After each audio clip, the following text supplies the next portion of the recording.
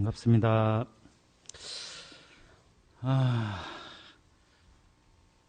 오늘은 동짓날이죠. 예. 근데 동지시가 새벽에 들었었어요. 몇 시인지 아세요? 12시 50 몇 분이었죠? 9분? 동지가 지났어요. 이제 그 시간 이후로는 이제 점점 태양의 기운이 강해져요. 그래서 사실상 이제 해가 바뀐 거예요.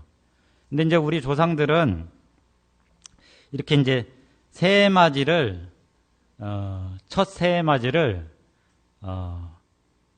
액땜을 하는 것으로 시작을 했어요. 그래서 오늘 이제 여러분들 이제 법회 마치고 가시면서 이제 팥죽 한 그릇씩 가지고 가셔가지고 가족들하고 이렇게 나눠 드세요. 이 팥이라는 그 곡식은 붉은색을 띠죠.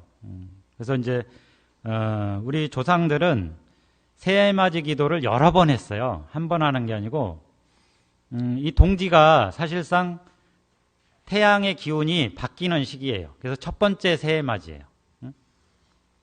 근데 이 첫 번째 새해맞이는 액땜을 하는 것으로, 내가 1년 동안 살아오면서 쌓아온 죄가 있어, 업이 있어요.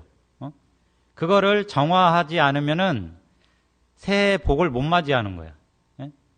그래서 일단은 정화를 해야 돼요.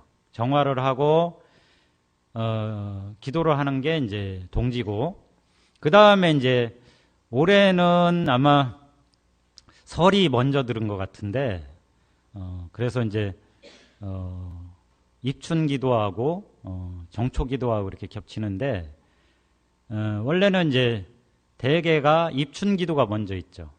입춘이라는 절기는 1년 중에서 제일 먼저 있는 절기예요. 입춘이 한 해의 시작을 뜻해요. 그래서 입춘은 삼재 소멸 기도라고 해서 이제 삼재 들은 사람들이 있어요. 올해도 이제 새로 삼재가 바뀌죠. 들삼재라고 해서. 그래서 이제 삼재 기도를 해서 또 그 새해맞이를 하고, 이제 마지막으로가 이제 정초 기도라고 해서 초 3일부터 해가지고 일주일 동안 기도를 해서 새해맞이 기도를 이렇게 마무리를 하게 돼요. 그래서 이제 오늘은 동지기도고 하니까 이제 제가 액땜을 잘하는 방법에 대해서 그 비법을 좀 말씀을 드리고 내려가려고 합니다. 그 전에 이제 오늘 제가 이제 요즘에 영어 공부도 할 겸 해가지고 미국 뉴스하고 영국 뉴스를 유튜브로 이렇게 그 시간 날 때마다 챙겨봐요. 그래서 오늘 이제 미국 뉴스를 이렇게 봤더니 미국 상황이 굉장히 심각해요. 미국의 바이든 대통령이라고 아시죠? 그 바이든 대통령이 직접 나와서 그 코로나에 대해서 연설을 할 정도로 미국 상황이 지금 심각하게 흘러가고 있어요. 영국도 마찬가지죠. 영국은 더 심각했죠. 더 심각하게 흘러가고 있죠. 코로나 그 바이러스 중에 오미크론이라고 하는 변형이 생겼죠. 근데 이 전파력이 홍역만큼 강하대요. 그러니까 공기 중으로 거의 전파되거든요, 홍역은. 그래서 같은 공간에 있었다 하면 걸리는 게 홍역이에요. 근데 지금 코로나 바이러스 오미크론은 그것만큼 전파력이 강하대요. 그래서 이제 오늘 미국 뉴스 나오는 거 보니까 미국의 확진자 중에 73%가 오미크론으로 밝혀졌대요. 그러니까 반을 이틀 전만 해도 그런 뉴스가 없었거든, 미국 뉴스에.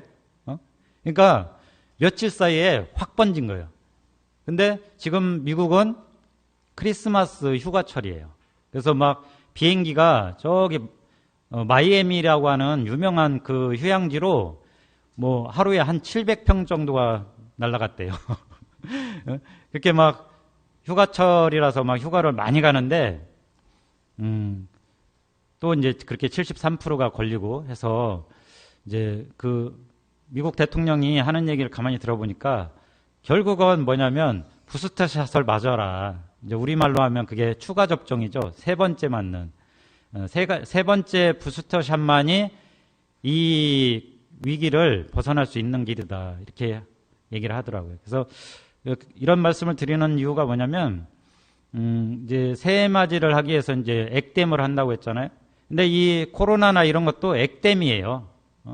그래서 여러분들도 여기 이제 대부분 연령이 많으신데, 부스터샷은 꼭 맞으세요. 미국 뉴스에 나오는 거 보니까, 한 번도 백신을 안 맞은 사람은 10만 명당 6명이 죽어요.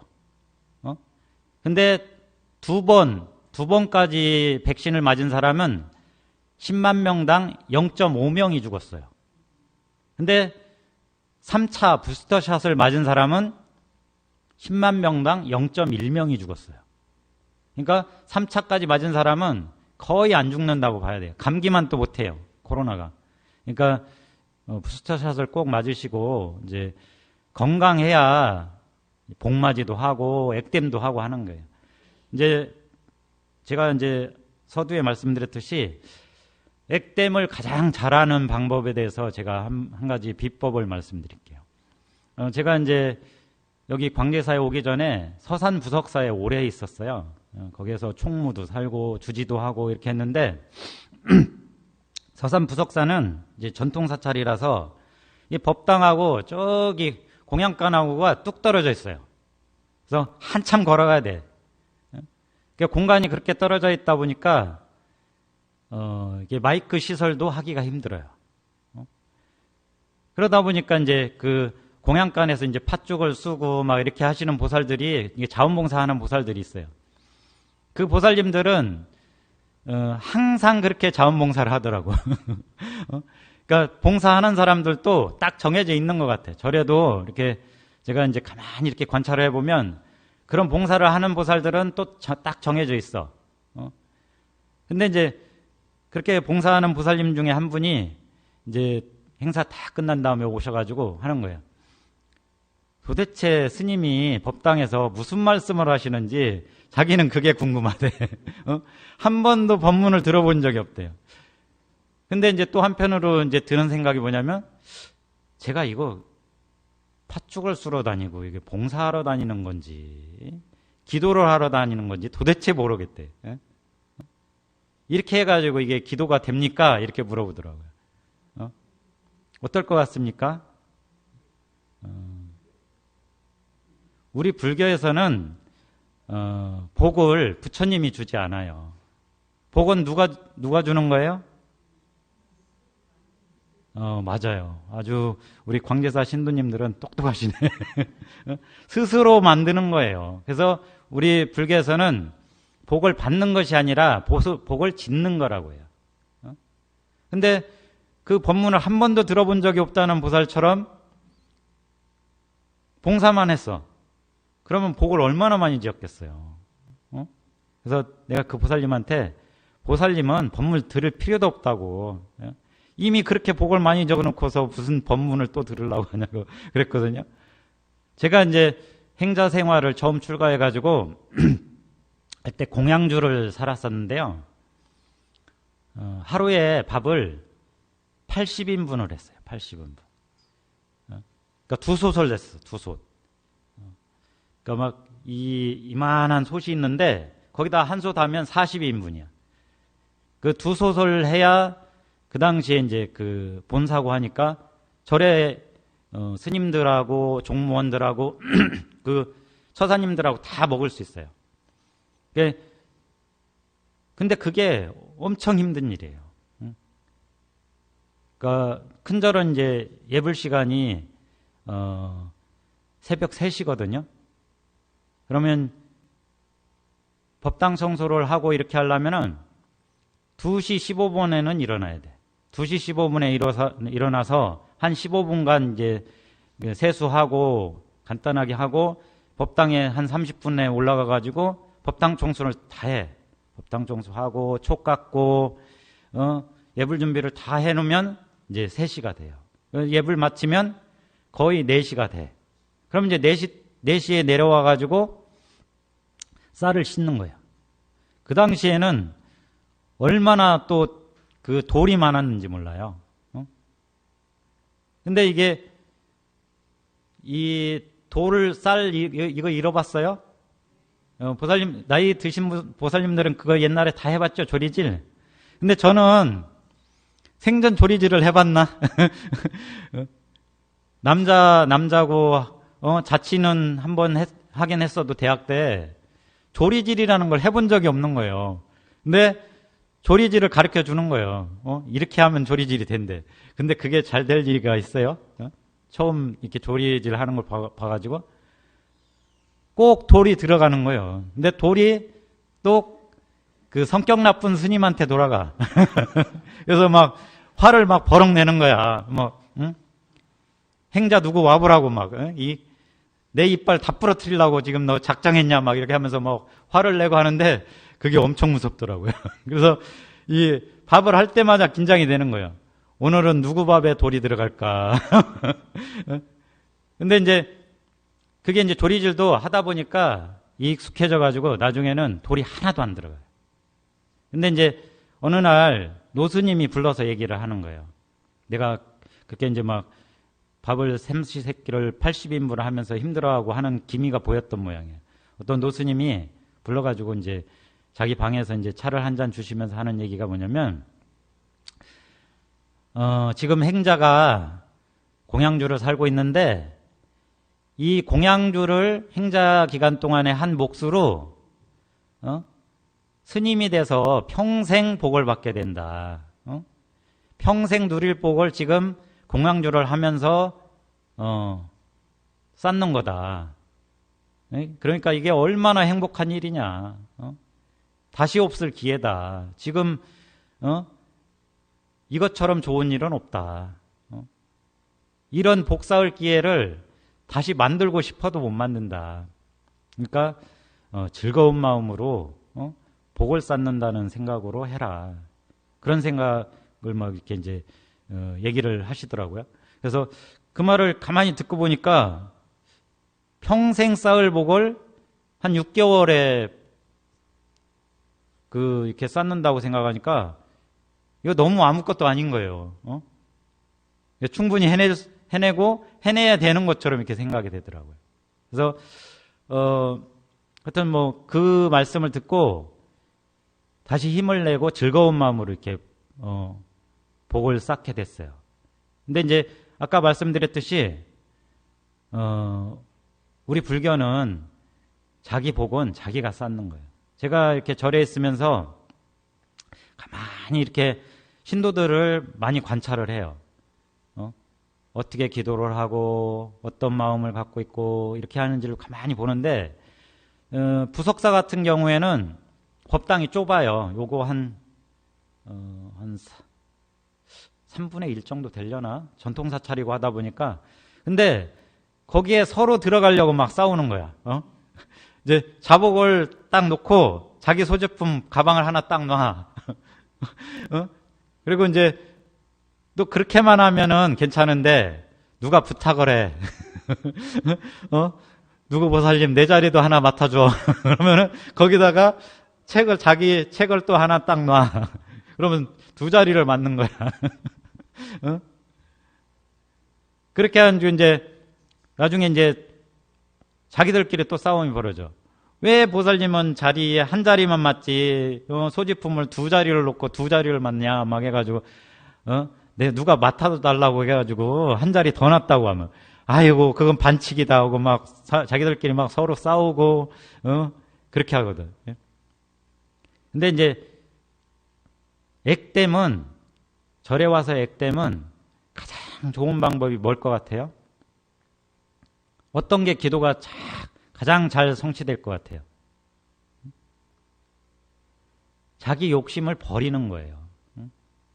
내 욕심을 버리고 마음을 비우는 것만큼 액땜이 되고 기도가 잘 성취되는 건 없어요. 이 절에 와서 계속 욕심을 부리는 분들이 있어요. 근데 그 기도는 성취될 수도 없고 오히려 스트레스만 받아. 아까 그 싸우는 보살들처럼 절에 기도하러 좋은 마음으로 왔다가 자리 놓고 다투는 거야. 막 화내고. 이게 얼마나 어리석은 거예요. 그래서 최고의 기도와 최고의 액땜은 내 마음속의 욕심을 자꾸 덜어내는 거예요. 비워내는 거예요.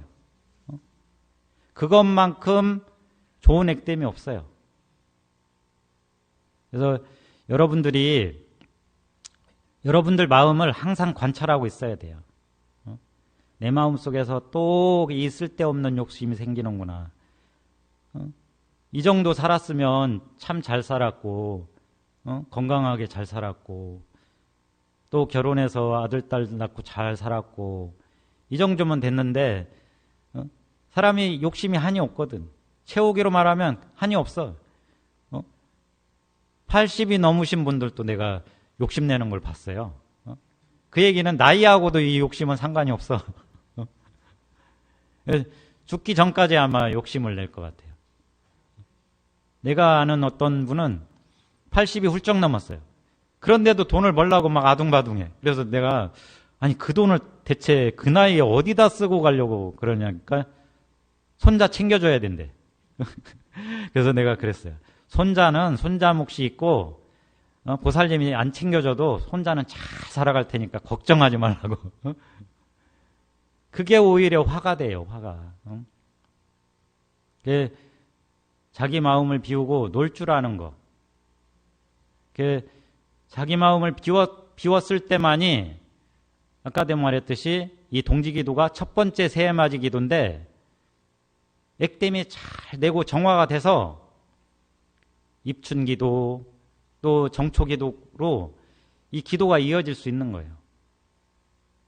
계속 막 채우려고만 하고 뭔가 더 가지려고만 하고 기도하는 순간부터가 막 자리다툼하고 막 이렇게 가지고는 될 수가 없어요. 이제 아까 이제 부석사 신도들 얘기했지만 그 봉사하는 보살님은 맨날 그렇게 와서 봉사만 해. 법문을 들을 틈도 없어. 근데 내가 가만히 지켜보니까 그 보살님은 만사형통이야, 만사형통. 내가 가만히 이치를 생각해봐도 잘 될 수밖에 없어. 왜? 자, 오늘 이제 동지에 팥죽을 쓴다라고 생각을 해보세요. 그 보살님이 팥죽을 열심히 썼어. 근데 그 팥죽을 이 기도에 온 사람들이 다 나눠가지고 가지고 와서 먹으면서 즐겁겠죠. 행복하겠죠. 그거보다 더 큰 복이 어디 있어요. 많은 사람들을 행복하게 하고 기쁘게 하고 하는 복을 쌌으니 복을 받을 수밖에 없는 거예요. 그리고 기도가 성취될 수밖에 없는 거예요. 그렇게 되면은 내 업장이 다 이게 정화가 되는 거예요. 우리 저런 이제 금강경을 하죠. 근데 금강경을 할 때도 정구업진언은 하고 하죠. 정구업진언이 무슨 뜻인지 들어보셨어요? 사람들의 소원을 성취되기를 빌어주는 거예요. 당신의 마음속에 소원을 품은 대로 다 이루어주세요. 이렇게 하고 그 빌어주는 거예요, 대신. 그러면 내 입이 정화가 되는 거야. 내 소원을 빌었으면 입이 정화가 안 돼. 딴 사람의 소원을 빌어줬기 때문에, 소원 성취로 빌어줬기 때문에 내 입이 깨끗해지는 거예요. 그렇게 깨끗해진 입으로 경전을 독송하는 거예요. 그래서 우리 불교는 이렇게 그 원리만 알고 보면 아주 쉬워요. 기도를 성취하는 방법도 쉽고, 내 업장을 녹이는 방법도 쉬워요. 그래서 올해 참 어려운 것 같아요. 코로나도 이렇게 다시 변형이 와가지고, 우리나라에도 미국이나 영국 상황을 보니까 1월달이나 2월달에 그 파고가 우리나라도 올 수밖에 없어요. 그래서 여러분들 부스터샷을 안 맞으신 분들은 빨리 서둘러서 맞으시고 그 오미크론에 대비할 필요가 있어요. 이 오미크론이 독성은 약하대요. 미국 같은 경우에 봐도 입원 환자가 현저히 비율은 적어요. 근데 이제 미국 같은 경우 뉴스에 나오는 거 보니까 입원 환자가 2배로 늘었대요. 왜? 숫자가 느니까.